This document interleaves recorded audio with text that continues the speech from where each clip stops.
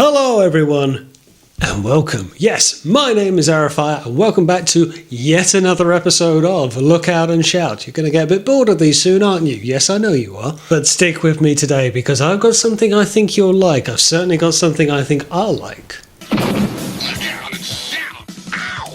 And yes, today we are reviewing MB-17 Meg Tyranno, their version of an Armada Megatron. Now, I know the description in the video says unboxing, but I may have taken them out of the box ahead of time.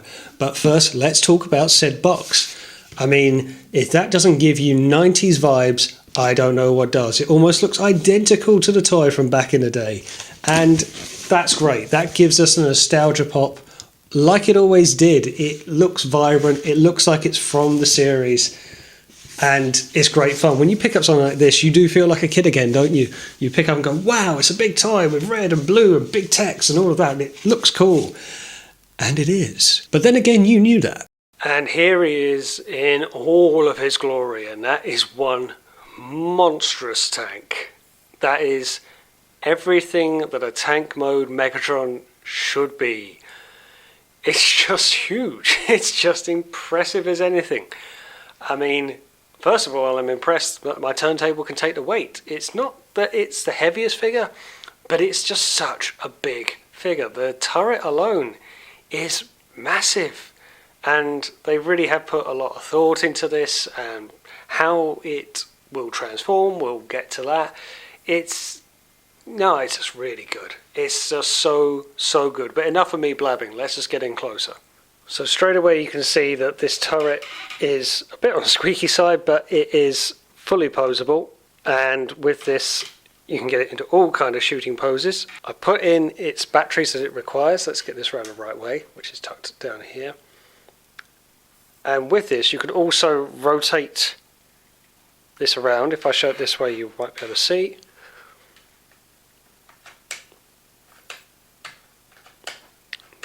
Nice little extending feature going on there. More of a caliber action of firing a shell straight out the cannon.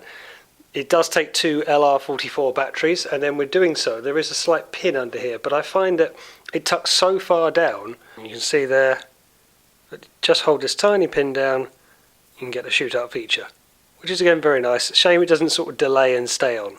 Would be nice if that sort of flickered away. And it's just got so much going to it. Even the underside clears up quite well. You can see the arms and the legs, but again, you're not going to look on the underneath. All of the tyre treads move, and yes, rubber tyre treads, which is a big thumbs up from me. And big ones like that. Look how they sort of interweave. This is proper military hardware. So good. It's going to be questionable whether you keep it in robot mode or tank mode. It's such a good looking mode. And it's not really fair, but the only comparison of tank mode Megatron I can do, here he is alongside the Netflix remold in the Generation 2 paint scheme of Big Green Tank and Bigger Green Tank. And here he is alongside Little Mini Leader 1. Not doing an awful lot there. Okay, I'd say it's time to get him into his battle mode.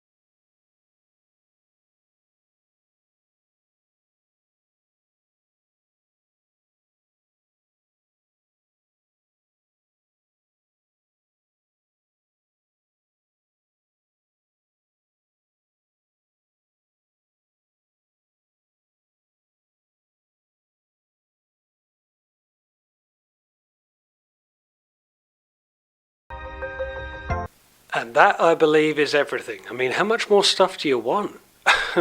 They've thought of absolutely everything, from repair bays to missile launchers to multiple rocket launchers that you will never fire again. You will never find them again. I found one. The other one never to be seen again. It's great. Did they need to do this? No. Is it a use of engineering? Yes. Oh, I did forget one. Right at the back you have somewhere for the little minicons to just drive in, and you can just see on the inside the graphics on there. The interior decoration is really, really good. You've got all of these computer panels and digital colouring in there, and they can just sit in the back. So again, how much more do you want? They're giving you everything you can possibly get out of an oversized tank. If you've got all of the minicons from way back when, or if they're going to release any more, you could just have an absolute whale of a time with these. Who needs the Ark when you've got a big green tank? Okay, let's get him transformed into robot mode. And here he is in his robot mode, and that's a lot of purple. That is a lot of green and purple right there, and it's really, really tall. You can see I'm not quite zoomed out enough because he's actually a little bit bigger than my set. I've also got the different horns on him. He comes with a set of different antenna or horns, whatever you want to call them. He comes with more of a, I guess you'd say, placid set before. They're jagged on the inside, but maybe a bit more subdued. I felt they were a bit more prominent and added a bit more menace to him, and that's one thing this character has in spades. The fact that he is a big tank is not enough. The fact that he turns into this very tall, not too tall, or inspiring robot, and he stands really, really well.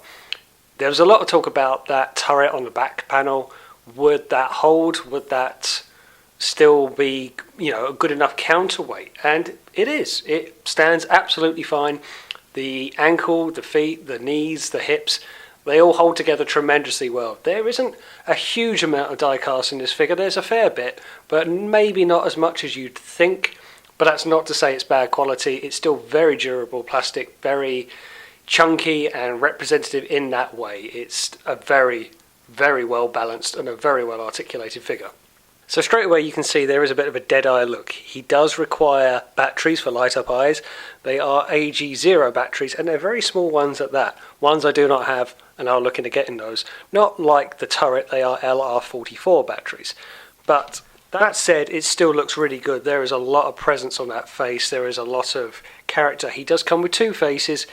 He comes with a bit of a shouty face, an angry face, but I didn't feel that worked as well. It looked almost a bit subdued in its way. I felt this one, whilst it's more of a placid look, was still a very good one, and I love that kind of metallic-y purple, that soft violet, to really bring the character to life. And he does come with really good articulated elbows, and they are a little bit stiff around the shoulders. You can get some good ratchets there, and ratchets on the elbows, but you can see with the orange, they're double jointed, so you can get very good levels of articulation out of it.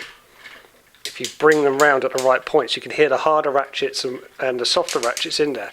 So there is good articulation into this figure. There is a bit of an ab crunch as well. Not much of one, bit of a pelvic thrust. And with the feet themselves, this is where you get almost a hard ratchet out or up, softer ratchet out on the friction, and then a slightly softer one at the knee, but good rotation nevertheless. Lots of articulation on the ankle, and again very stiff, but not too stiff, but enough to certainly support the weight, to which there is a lot here, but not obscene too much, not an obscene amount of weight. And of course he wouldn't be Megatron, would he, if he couldn't whip his massive cannon round and use it in firing mode. Whilst I do really love the fact that he can whip the turret round, I do like the fact as well he gets these fold-out blades on his arms. And again, it just looks really menacing because there isn't too much other weapons he can use. You could argue he doesn't need many other weapons, but two arm blades on the go gives him a bit of a Wolverine vibe to him. Again, looks quite threatening. They are fairly sizable blades. And he can hold Leader 1 as a gun. Now, I can't actually remember that from back in the show, but then again, it was 20 years ago. He does come with a bit of waist articulation, a bit of waist rotation, but not all that much. You can imagine the turret does get in the way a little bit. But to get that much out of it, I suppose we can allow him that. And for any kind of comparison whatsoever, the only other Armada figure I have in my collection, past or present, here he is alongside Armada Starscream from 20 years ago. And a very yellow Starscream, I might point out. He hasn't aged very well at all. I did love that figure back in the day. But height-wise, that's actually probably about right. This Starscream was considerably shorter, but I really think that's actually testament to just how big this character was. Fans Hobby do big toys, but they were very faithful to this Megatron. He was a big character, so this scale is probably about right. Should we get another Armada Starscream in the future? And I suppose you could say I have an Armada of Megatrons myself, as the collection just keeps growing.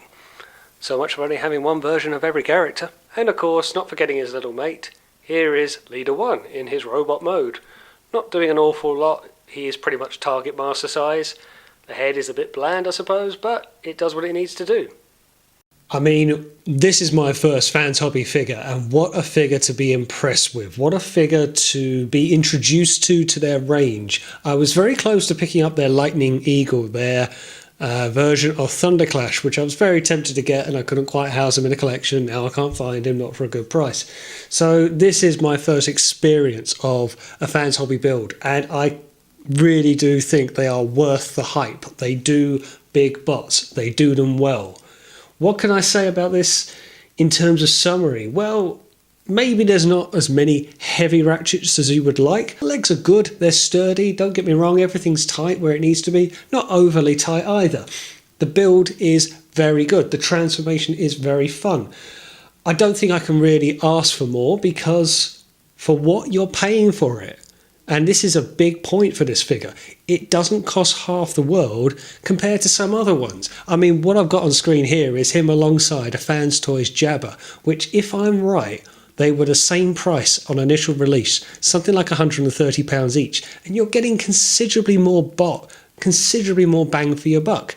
Now, okay, maybe it isn't screaming full of die-casts. He's not exactly light, but he's not packed full of die-casts, and maybe it hasn't got absolutely heavy ratchet, but he doesn't particularly need them. What it does really well, and that's not a disservice to him. It's not a disservice to the figure. It does what it does really well. It's tremendous presence. It's a character that deserves a good figure. In both modes, it's really good. The transformation is fun, and the presence is brilliant. Exactly what this character really tries to be. Intimidating presence. It's a massive tank and a lot of purple in robot mode. So that being said, what is my final verdict on this figure?